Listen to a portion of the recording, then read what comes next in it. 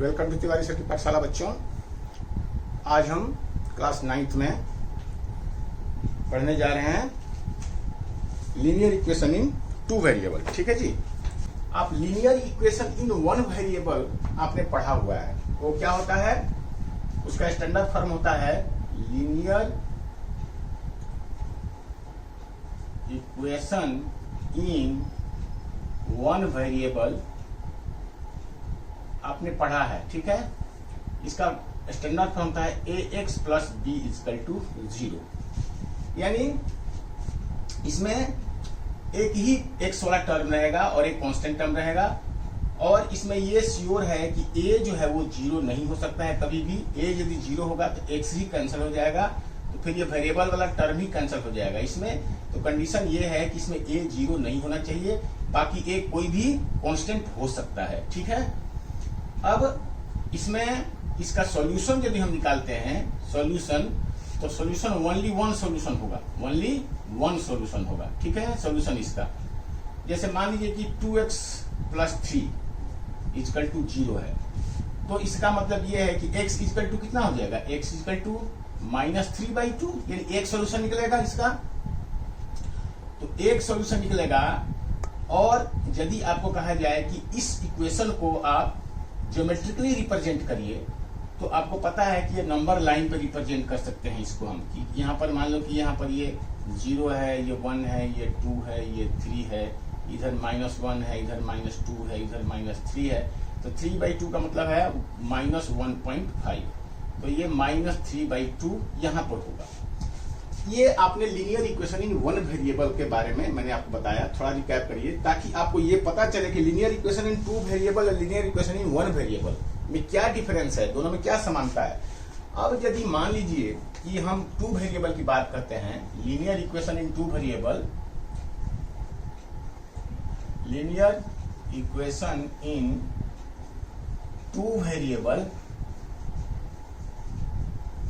तो इसका standard form होता है ax plus by plus c equal to 0। ठीक है। इसमें x और y 2 वेरिएबल होंगे इसमें। ठीक है। इसमें x और y 2 वेरिएबल होंगे, और इसमें a और b दोनों ही 0 नहीं होगा। a भी 0 नहीं हो सकता है, b भी 0 इसमें नहीं हो सकता है, तभी ये 2 वेरिएबल कहलाएगा। ठीक है। तभी ये 2 वेरिएबल कहलाएगा। c 0 हो सकता है, c कैन बी 0 है, C is can be 0, can be 0 या नहीं भी हो सकता है 0, कैन बी। इसी तरह से इसमें B भी है, वो B 0 हो सकता है या B 0 नहीं भी हो सकता है। यानी कहने का मतलब है कि सिर्फ 2x है और इसमें कोई कांस्टेंट नहीं है, 2x इक्वल टू 0, तो लीनियर इक्वेशन इन 1 वेरिएबल ये कहलाएगा। ठीक है ना। तो इसी तरह से इसमें मान लो कि 2x plus 3y plus 4 equal to 0 है, ये लीनियर इक्वेशन इन 2 वेरिएबल कहलाएगा। या यदि मान लीजिए कि इसमें 4 वाला टर्म नहीं भी है, तो भी ये लीनियर इक्वेशन इन 2 वेरिएबल कहलाएगा, क्योंकि x और y इसमें दोनों प्रेजेंट रहना चाहिए। अब इसकी सॉल्यूशन की यदि हम बात करें बेटा, तो सॉल्यूशन इसमें x और y की कोई भी 2 वैल्यू हम लें, x और y की कोई भी 2 वैल्यू हम लें, तो जो कि इस इक्वेशन को सेटिस्फाई करे, तो वो इसका सॉल्यूशन कहलाएगा। ठीक है।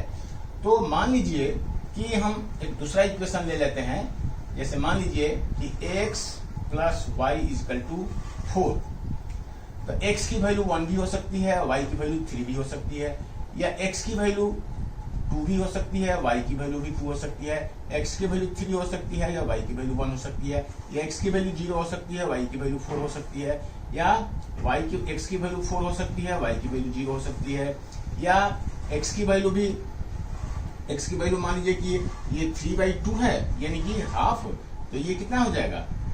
मतलब कि 2.5 यानी कि 5/2 हो सकती है। तो इस तरह से हम देख रहे हैं कि यहाँ पे x की और y की वो वैल्यू जो इस इक्वेशन को सेटिस्फाई करे, वो इसका सॉल्यूशन कहलाता है।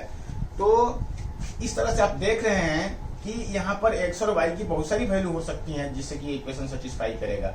इसका मतलब है कि लीनियर इक्वेशन इन 2 वेरिएबल में हम x और y की जो सॉल्यूशन है वो मेनी सॉल्यूशन पॉसिबल हो सकता है, मेनी सॉल्यूशन पॉसिबल होता है।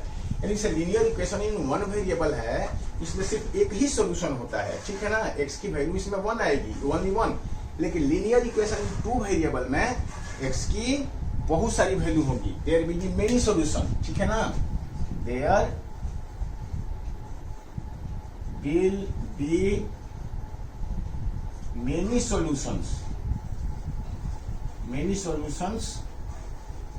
of equation in two variable, ठीक है जी।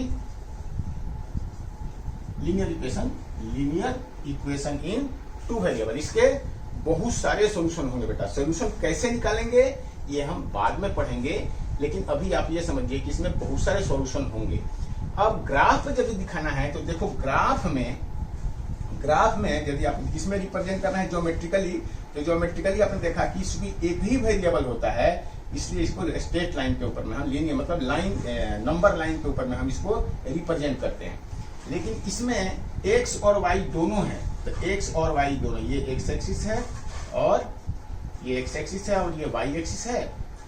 तो इस इक्वेशन को हम कार्टेशियन प्लेन में हम इसको रिप्रेजेंट करते हैं, यानी इसको नंबर लाइन पे नहीं, इसको कार्टेशियन प्लेन में, चूंकि दो वेरिएबल है तो दोनों वेरिएबल को रिप्रेजेंट करना है। तो दोनों वेरिएबल को रिप्रेजेंट करने के लिए दो एक्सिस का होना जरूरी है। एक एक्सिस पे एक्स को दिखाएंगे, एक एक्सिस पे वाई को दिखाएंगे, और तब हम उससे उनको पॉइंट को ज्वाइन करेंगे, और उससे वो कैसे होगा ये हम आगे पढ़ेंगे।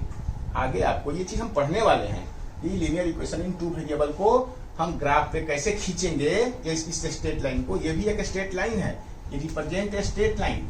ये एक लीनियर इक्वेशन और वन वेरिएबल, ये रिप्रेजेंट ए पॉइंट, ये पॉइंट करता है, ये point represent a point in one variable. It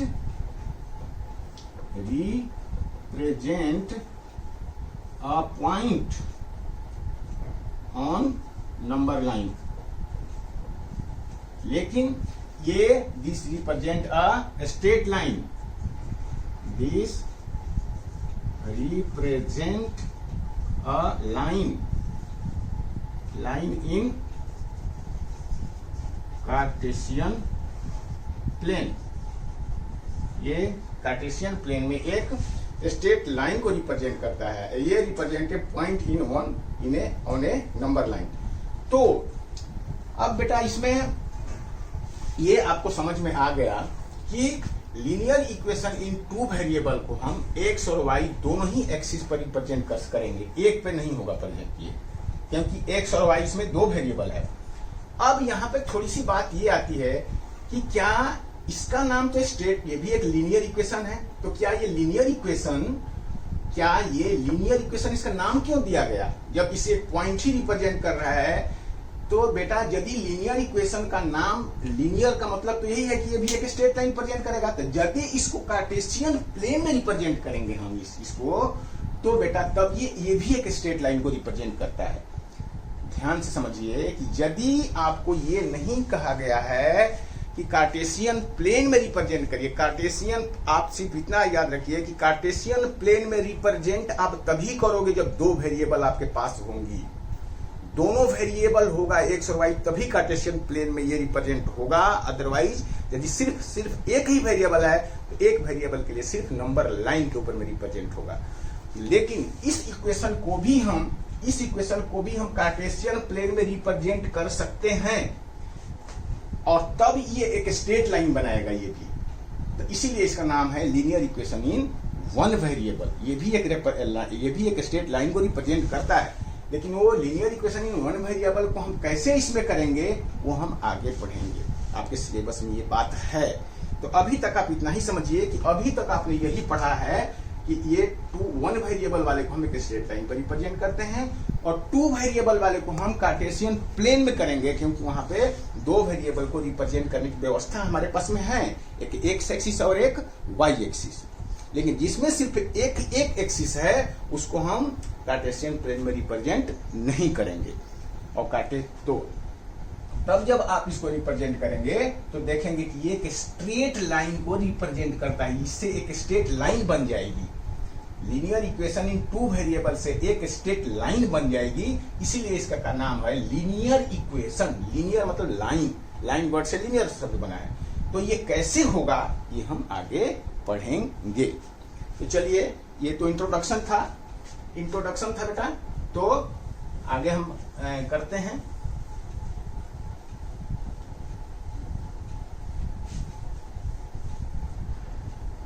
exercise हम कर लेते हैं, पहला शुरू कर लेते हैं। पहले एग्जाम्पल कर लेते हैं हम। एग्जाम्पल 1 है, चलिए एक्सरसाइज, इसका कौन सा एक्सरसाइज है? 4.1। एक्सरसाइज 4.1 पहला है सॉल्व एग्जाम्पल, ठीक है। 4.1 9th class solve example. Example 1, ठीक है जी। Example number 1। तो एग्जाम्पल नंबर 1 कह रहा है बेटा कि write each of the following equation in the ax plus by plus c form. Standard form होता है ये, 2 वेरिएबल का स्टैंडर्ड फॉर्म होता है ax plus by plus c equal to 0। This is called the standard form of linear equation in 2 variable. This is called standard form.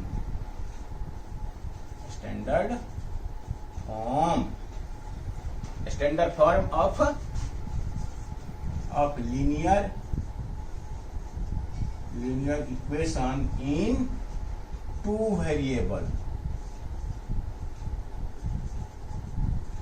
तो बेटा अब पहला क्वेश्चन है कि write each of the following in the x plus b पर calculate a b c। तो पहला equation है, पहला क्वेश्चन है फर्स्ट कि 2x plus 3y equal to 4.37।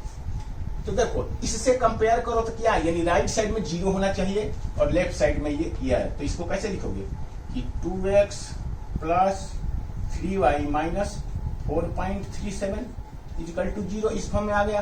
दोनों टर्म के बीच में हमें प्लस, ये 3 टर्म है, तीनों के बीच में प्लस है, तो इसको लिख दीजिए प्लस 2x प्लस 3y और प्लस माइनस 4.37 इक्वल टू 0। ये इस फॉर्म में लिखा गया, हो गया। अब यहाँ कंटिन्यूअसली ए बी सी होता है। देखो ए बी सी यानी x का कोफिशिएंट है, पहले x लिखते हैं x वाला, फिर y वाला लिखते हैं। पहले हम x वाला टर्म लिखते हैं, फिर y वाला टर्म लिखते हैं, फिर कांस्टेंट टर्म लिखते हैं। तो कंटिन्यूअसली इनके कोफिशिएंट ए बी सी होता है, ठीक है ना। ए बी सी, ये x होता है, ये y होता है, यहाँ पे कुछ नहीं होता है, ये इक्वल टू 0 इस तरह से। यानी यहाँ पर a क्या है, a इक्वल टू 2 है, b इक्वल टू 3 है और c इक्वल टू माइनस 4.37 है। ये स्टैंडर्ड फॉर्म है और ये abc की वैल्यू है। तो इस तरह से ये क्वेश्चन नंबर 1 बना। सेकंड क्वेश्चन क्या कह रहा है इसका, कह रहा है कि बुक को खोल कर रखिए आप लोग please. x minus 4 is equal to √3y। x minus 4 is equal to √3y। तो इसको स्टैंडर्ड फॉर्म में कैसे लिखेंगे, x होता है पहले इसके बाद दूसरा y होता है। तो x minus √3y minus 4 is equal to 0, ये हो गया। और इसको लिखोगे x plus minus √3y plus minus 4 equal to 0। ये आपका स्टैंडर्ड फॉर्म में हो गया ए बी सी। तो a इक्वल टू क्या है, यहाँ a इक्वल टू x का कोफिशिएंट 1, b इक्वल टू क्या है y का कोफिशिएंट माइनस √3 और c इक्वल टू माइनस 4। ये आपका आंसर हुआ। चलिए आगे बढ़ते हैं।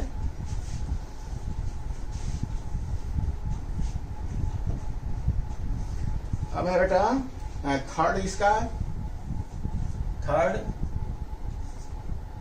होता है, थर्ड क्वेश्चन है कि 4 equal to 5x minus 3y। 5x minus 3y, 4 equal to 5x minus 3y। तो चलिए इसको इधर ले आइए, minus 5x plus 3y plus 4 equal to 0। ये हो गया। ये हम x को पहले लिखे, इसके बाद y को दूसरे नंबर पर लिखे, इसके बाद कांस्टेंट टर्म लिखे, इसके बाद ये। तो ये हो गया हमारा इस तरह से। तो यहाँ पे आप देख रहे हैं कि ए क्या है, ए ये स्टैंडर्ड फॉर्म है a x plus b y plus c. तो ए इसको आप ए कहोगे, इसको कहोगे बी, इसको कहोगे सी। तो A is equal to -5, B is equal to 3 या सी इजकल टू 4। या इसको ऐसे भी लिखा जा सकता है कि माइनस यदि आप कॉमन ले लेते हैं तो 5x minus 3y -4 is equal to 0।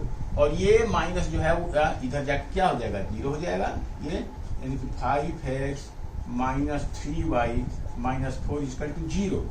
तो अब इसको लिख सकते हैं 5x plus -3y plus -4 is equal to 0। तो a is equal to 5, b is equal to -3, c is equal to -4। इसको ऐसे भी लिखा जा सकता है, यानी ये भी आंसर सही है और ये भी आंसर सही है बेटा, ठीक है। तो ये डिपेंड करता है कि आपने इक्वेशन कैसे बनाया है। ये बात समझ में आई? तो चलिए हम चलते हैं आगे। तो थर्ड क्वेश्चन इसका और फोर्थ क्वेश्चन कह रहा है, इसको मिटा देता हूं।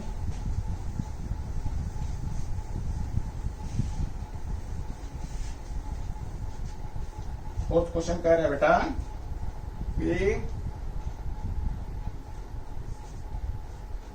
फोर्थ क्वेश्चन कह रहा है कि 2x minus y is equal to 2x is equal to y, 2x is equal to y. ये है question, 2x is equal to Y. तो इसको क्या लिखोगे, कैसे लिखोगे? 2x minus y is equal to 0, यही हो गया यहाँ पे। तो इसको लिख सकते हैं 2x प्लस -1 वाई और प्लस 0 इजकल टू 0। क्योंकि ये स्टैंडर्ड फॉर्म में लिखने का मतलब होता है कि इसको तीनों इसमें होना चाहिए, इसमें तीनों टर्म होना चाहिए। कौन कौन सा? एक्स वाला, वाई वाला और कांस्टेंट वाला। ये स्टैंडर्ड फॉर्म होता है। तो स्टैंडर्ड फॉर्म इसका यही है, स्टैंडर्ड फॉर्म इसका ये बना, ठीक है। और तब स्टैंडर्ड फॉर्म लिखने के बाद ही आप ए, बी और सी लिखेंगे। तो यहाँ ए क्या होगा? A is equal to 2, b is equal to -1 and c is equal to 0। ये आपका ए बी सी की वैल्यू हुई, ठीक है जी। तो इस तरह से आपने क्वेश्चन एग्जाम्पल 1 किया। अब आगे बढ़ते हैं, देखते हैं क्या है क्वेश्चन। क्वेश्चन है second question, example number 2। Example number 2 कह रहा है कि write each of the following as a equation in 2 variable. अब देखो बेटा, अब पहला क्वेश्चन है कि आपको 2 वेरिएबल, पहला क्वेश्चन है कि x is equal to -5, x is equal to -5। तो x इजकल टू -5 में तो सिर्फ एक ही है, x ही है, एक ही वेरिएबल है। लेकिन कह रहा है कि 2 वेरिएबल में इसको लिखिए। तो 2 वेरिएबल मतलब इसमें y आपको इंट्रोड्यूस करना है जबरदस्ती।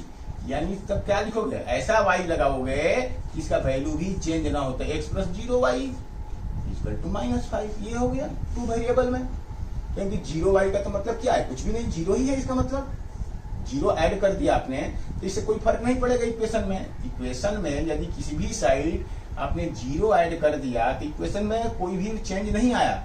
तो हम इसमें x plus 0y equal to -5 लिख दिए और ये हो गया आपका, ये इक्वेशन इन 2 वेरिएबल हो गया यही। और इसमें इसको यदि स्टैंडर्ड फॉर्म में लिखना है तो इसको इधर ले आइए, यानी x plus 0y plus 5 equal to 0। ये हुआ इक्वेशन इन 2 वेरिएबल। और यदि बोलेगा कि यहाँ पर ABC की वैल्यू निकालो, ABC पूछ तो नहीं रहा है, राइट इक्वेशन इन 2 वेरिएबल कह रहा है। तो A यदि पूछेगा तो A इजकल टू 1, x का कोफिशिएंट 1, B इजकल टू 0 और C इजकल टू 5। ये इसकी वैल्यू बनी। तो बेटा मैंने जैसा आपको बताया था कि कार्टेशियन प्लेन में यदि 1 वेरिएबल वाले इक्वेशन को आपको यदि दिखाना है तो पहले इसको 2 वेरिएबल वाला फॉर्म में कन्वर्ट करना पड़ेगा, तभी आप इसको कार्टेशियन प्लेन में, अदरवाइज ये सिर्फ नंबर लाइन पर रिप्रेजेंट होगा। फिर से बता रहा हूं, ध्यान दीजिएगा, आगे हम करेंगे भी इस क्वेश्चन को। फिर से बता रहा हूं, यदि 1 वेरिएबल वाला इक्वेशन दिया है और उसको बोल रहा है कि रिप्रेजेंट ज्योमेट्रिकली 1 वेरिएबल सिर्फ, तो उसको आप नंबर लाइन पे रिप्रेजेंट करोगे, ओनली नंबर लाइन पे, ठीक है।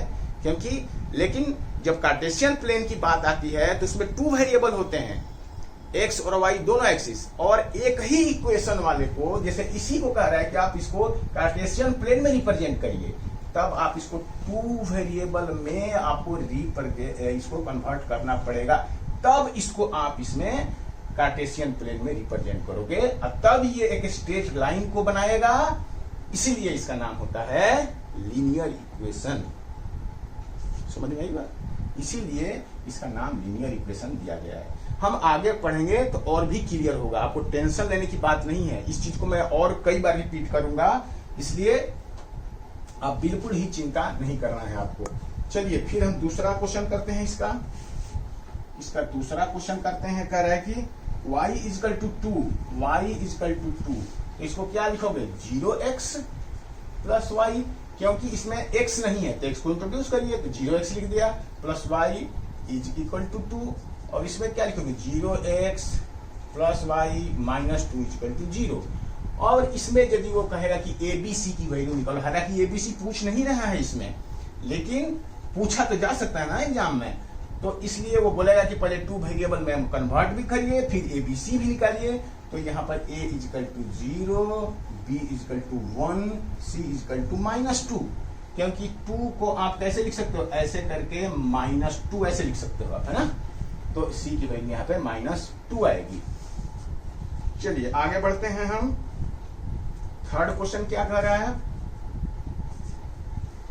थर्ड क्वेश्चन कह रहा है बेटा कि 2x is equal to 3, 2x is equal to 3, तो इसको भी लिखिए आप कि 2x प्लस 0y, जो भी आपको जो वेरिएबल नहीं है वो वेरिएबल आपको इंट्रोड्यूस करना है, तो उसका कोफिशिएंट 0 बना दीजिए। बस ये ध्यान, जो वेरिएबल नहीं है वो वेरिएबल आप उसमें डालना चाहते हैं तो उसको कोफिशिएंट को 0 बना के डाल दीजिए, बस यही बात है, इतना समझिए। तो 2x plus 0y equal to 3 हो गया, और इसको लिख सकते हैं, ये यही आंसर हो गया, बस दैट इज सफिशिएंट ये।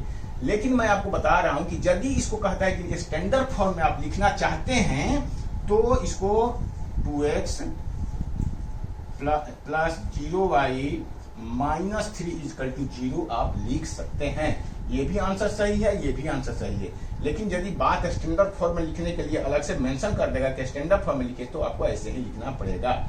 अब यदि ABC इसमें पूछेगा तो A equal to 2, B equal to 0 और C इक्वल टू -3 लिखा जाएगा। ठीक है जी। इसका फोर्थ क्वेश्चन है कि 5y इक्वल टू 2, तो इसको इसमें x नहीं है तो क्या लिखोगे 0x लिखोगे, 0x plus 5y, 0x plus 5y, और ये -2 इक्वल टू 0, ये आपका 2 वेरिएबल में स्टैंडर्ड फॉर्म में हो गया, 2 इधर आके माइनस हो गया। अब यहाँ A क्या होगा 0, B होगा 5 और C होगा -2, तो this is your answer. Okay, अब है एक्सरसाइज। बेटा एग्जाम्पल तो खत्म हो गया, तो आइए एक्सरसाइज पे चलते हैं हम। ये एग्जाम्पल्स थे अभी। एक्सरसाइज छोटा सा ही एक्सरसाइज है, इसका कोई बड़ा नहीं है। कह रहा है the cost of notebook is twice the cost of a pen, तो write the linear equation in 2 variable. तो कह रहा है कि एक्सरसाइज 4.1 है, तो पहला है कि the cost of a notebook is twice the cost of a pen, तो write the linear equation in 2 variable to represent this statement. तो अब ये कह रहा है बेटा कि एक कॉस्ट प्राइस ऑफ नोटबुक और cost price of a pen, इसकी बात की जा रही है। तो यदि ये x है और ये y है, रुपीज में है ये, तो कह रहा है कि x और y दोनों का सम कितना है, the cost price of a notebook, the cost price of is twice the cost of pen, write the linear equation 2 variable to represent this statement. तो अब ये कह रहा है कि ये इसका डबल है, cost price of a notebook is double the cost price of pen. तो क्या लिखोगे, cost price of notebook is double the cost price of a pen. तो जहां इज है वहां इक्वल टू लिखते हैं। तो cost price of a notebook, cost price of a notebook, तो नोटबुक क्या है, एक्स है, यानी x is equal to double 2x double the cost price of a pen. तो cost price of a pen, तो cost price of a pen क्या है, y है 2y, सॉरी 2y। ये इस तरह से मैंने आपको पहले जो इक्वेशन बनाना है उसमें आपको सिखाया है कि देखो यदि हम कॉस्ट प्राइस का x ले लिए और y ले लिए इसका पेन का, दोनों का ये कॉस्ट प्राइस है, रुपीज में है, ये रुपीज समझ लेना। Cost price of a notebook is rupees x and cost price of a pen is rupees y।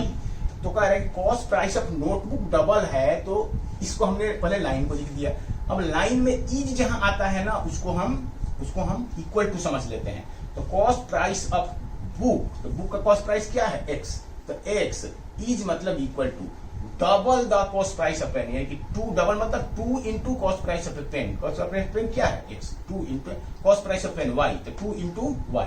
इस तरह से कर देते हैं। अच्छा, यदि मान लीजिए किसी बच्चे को ये बात समझ में नहीं आई तो आप एक तरफ x लिखिए, एक तरफ y लिखिए। तो आप देखिए कि एक कौन सा कॉस्ट प्राइस में नोटबुक, ये डबल है, इसके ये डबल है बेटा, है ना।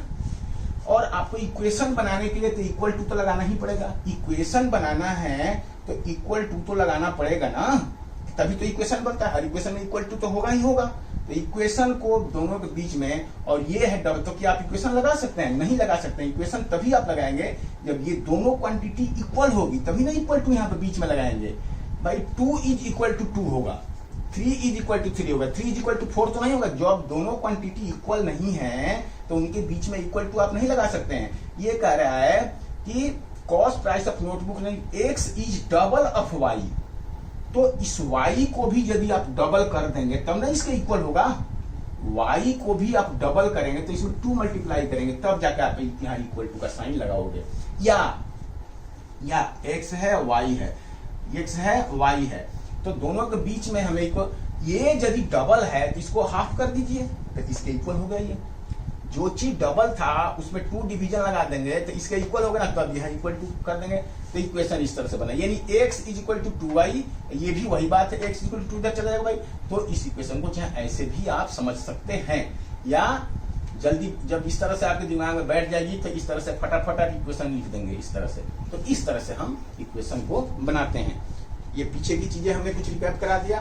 तो इस तरह से यहाँ पर आपका ये इक्वेशन बना, x इक्वल टू 2y, और इसको लिख सकते हैं ऐसे कि x minus 2y equal to 0। This is your required equation, ठीक है जी, x minus 2y equal to 0। चलिए नेक्स्ट करते हैं। ये पहला क्वेश्चन था, ये this was the first question. अब है यहाँ पे सेकंड क्वेश्चन कह रहा है कि express the following linear equation in x plus b plus c equal to 0 and indicate a b c. ये सेम क्वेश्चन है बेटा जो हम अभी सब एग्जांपल में किए हैं। तो पहला है सेकंड का पहला क्वेश्चन है, सेकंड का पहला क्वेश्चन है कि 2x plus 3y, 2x plus 3y is equal to 9.35 पे बार। तो कह रहा है कि ax plus b y plus c पे और ए बी सी बताइए। तो इसको स्टैंडर्ड फॉर्म में पहले लिखिए, ax प्लस बी आई तो 2x प्लस 3y माइनस 9.35, ये हो जाएगा, ऐसे हो जाएगा ये। और इस चीज को इक्वल टू 0, और ये क्या हो गया, ये 2x plus 3y plus minus 9.35 equal to 0। तो a इक्वल टू क्या हो गया, एज, ये स्टैंडर्ड फॉर्म हो गया। ये in ax plus b y plus c equal to 0 form ये हो गया यहाँ पर। ये यानी एक आंसर तो आपका यही हो गया। दूसरा कह रहा है कि इसमें ए बी सी बताओ। x के कोफिशिएंट को a लिखते हैं, b के कोफिशिएंट को हम y के कोफिशिएंट को b लिखते हैं और कांस्टेंट टर्म को हम c लिखते हैं। तो ये आपका कांस्टेंट टर्म हो गया। ठीक है जी। चलिए सेकंड क्वेश्चन करते हैं इसका। सेकंड क्वेश्चन क्या है, y upon y by x minus y by 5 x minus y by 5 x minus y by 5 is equal to -10 is equal to 0 ऐसे। ठीक है, -10 इज इक्वल टू 0। तो देखो आप यहाँ पे आप कह सकते हो कि x यहाँ पे यदि इसी फॉर्म में आप छोड़ दो तो आप लिख सकते हो ये a b c। देखो इसको ऐसे लिख सकते हो ना, x को तो x ही लिखोगे, इसका कुछ नहीं कोफिशिएंट, आप 1 इसको लिखोगे 1 ऐसे। b यदि आपको लिखना है तो 1/5 को अलग लिख दो, y अलग लिख दो, 1/5 को अलग लिख दो, y लिख दो, और -10 तो ऐसे ही रहेगा। और इसको आप ऐसे लिख सकते हो कि 1 इंटू एक्स, माइनस को प्लस कर दो 1 माइनस 1/5 इंटू वाई और प्लस -10 इज इक्वल टू 0। तो इस तरह से आप इसको स्टैंडर्ड फॉर्म में लिख दिया आपने। तो यहाँ पे a की वैल्यू क्या होगी 1, b की वैल्यू क्या होगी -1/5 और c की वैल्यू क्या होगी -10।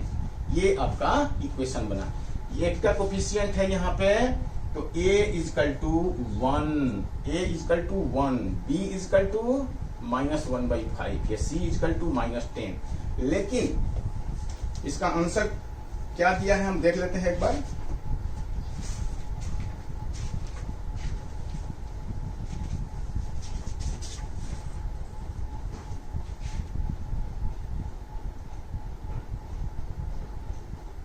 हाँ, ऐसे ही लिखा है बेटा, ठीक है। लेकिन मेरे कहने का मतलब ये है कि यदि आप चाहें तो इस इक्वेशन को आप कन्वर्ट भी कर सकते हैं। कैसे, देखिए ऐसे आप इसको पहले एलसीएम लेकर के और इस इक्वेशन को, यानी ये इक्वेशन था आपका x minus y by 5 -10 is equal to 0 है। तो पहले एलसीएम ले लीजिए 5 का, यहाँ पे 5 एलसीएम ले लीजिए, तो ये हो जाएगा 5x minus y minus 50 equal to 0 ऐसे हो जाएगा। और फिर क्या हो जाएगा 5x minus y minus 50 equal to 0। ये 5 इधर जाकर मल्टीप्लाई होकर 0 हो जाएगा। तो ये भी एक स्टैंडर्ड फॉर्म हुआ बेटा। ये ABC डिपेंड करता है कि आपने इक्वेशन को कैसे बनाया है। ABC डिपेंड करता है कि इक्वेशन को आपने किस तरह से फॉर्मेट बनाया। अब यहाँ पर ABC दूसरा हो गया, लेकिन ये भी a is equal to 5, a is equal to 5, b is equal to -1, a is equal to 5, b is equal to -1 और c इजकल टू -50 और c इजकल टू -50। तो ये भी आपका आंसर सही है और ये भी आंसर सही है। ये डिपेंड करता है, हमने इसको क्या है, हमने फ्रैक्शन को यहाँ पे खत्म नहीं किया था, फ्रैक्शनल कोफिशिएंट को। अब यहाँ पर हमने फ्रैक्शन को खत्म किया एलसीएम लेके, तो हमारा स्टैंडर्ड फॉर्म ही अलग आ गया। तो यहाँ पर ABC अलग हो गया, ठीक है। a इक्वल टू, तो ये भी गलत नहीं है, ये भी सही है और ये भी सही है। जो बच्चा इस फॉर्म में करेगा उसके ABC अलग होंगे, जो ऐसे ही छोड़ देगा उसका ABC अलग होगा, और दोनों ही सही है। ठीक है जी, चलिए आगे बढ़ते हैं। सेकंड क्वेश्चन हो गया।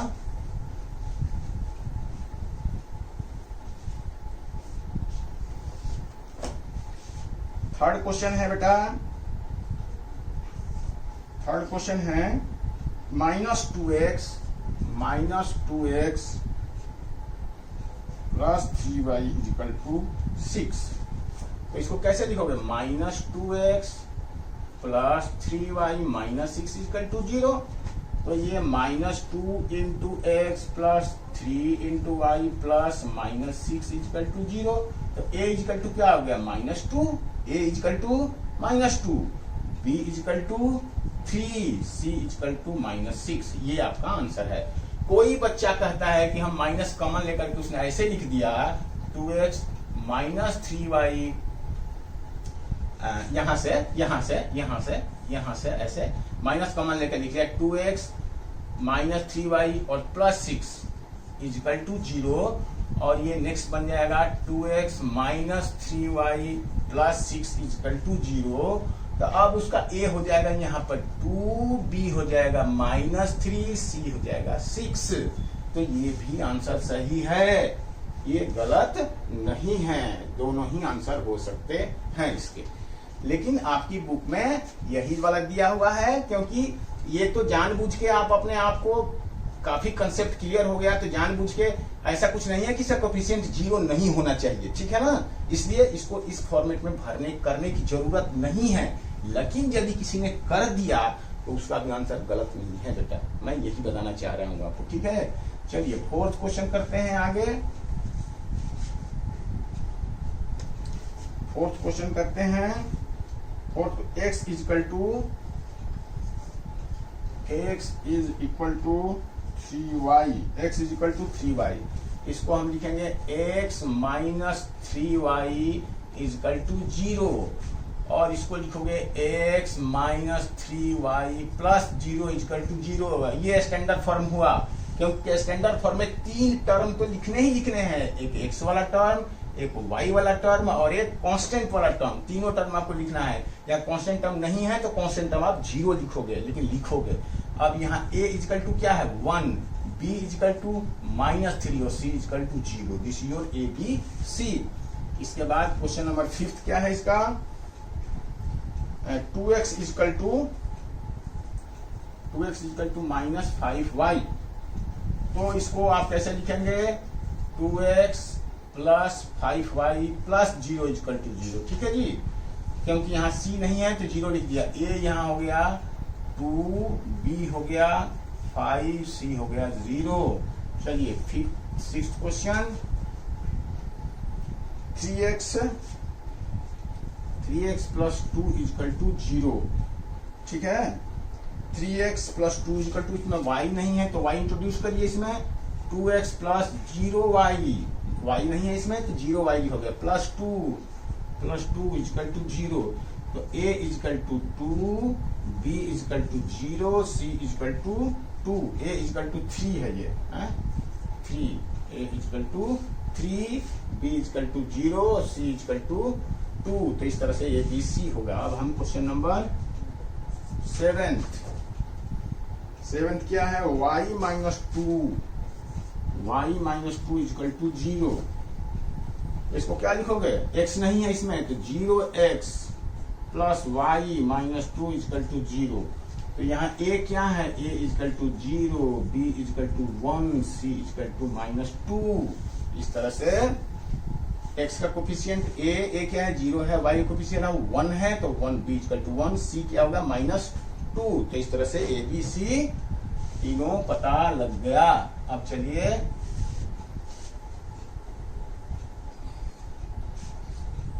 अब बेटा क्वेश्चन नंबर 8 इसका 8th का रहा है कि y 5 equal to 2x, 5 equal to 2x, 5 है ये, 5 इजकल टू 2x। तो इसको क्या लिखोगे, इसको पहले लिखो 2x minus plus 5 equal to 0, ठीक है। और इसके बाद इस 2x को इधर लेके आया, अब इसको लिखोगे -2x प्लस 0y, y इसमें नहीं है तो y इसमें इंट्रोड्यूस कर दिया, प्लस 5 इजकल टू 0 और a is equal to -2, b is equal to 0, c is equal to 5। This your required answer, ठीक है जी। तो इस तरह से आपका एक्सरसाइज 4.1 खत्म हो गया। अब हम नेक्स्ट क्वेश्चन नेक्स्ट वीडियो में करेंगे। तब तक के लिए all the best, God bless you, thank you बेटा।